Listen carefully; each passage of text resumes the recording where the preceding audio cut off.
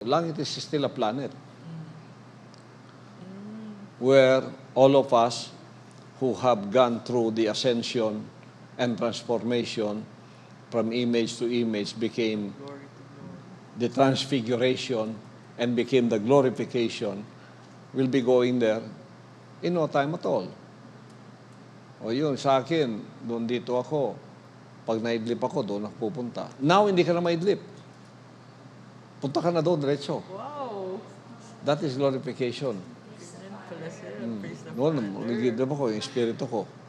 Oh, because my body is still very heavy at the time. Di ba? But now, the body, And the spirit. the physical, totally cooperates with the spirit. Kasi mag-aana siya, hihilain na siya, hihigupin.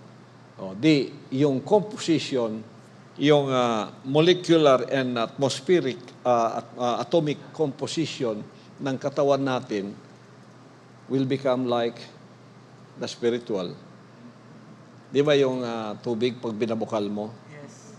it will have a transformation into a steam, magiging magaan siya. But that is still water. Pag dumikit yan sa wall, tubig pa rin yan. Vapor. But it floats. So, the molecular and atomic composition just changes itself into something.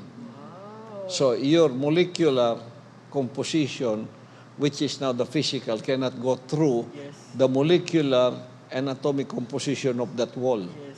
Yes. But when your spirit can go beyond that without passing through there.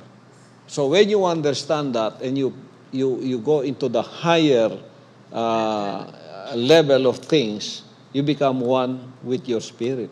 Father. So, yun ang sinasabi ng Word of God na now you see it, now you don't. It's like the wind.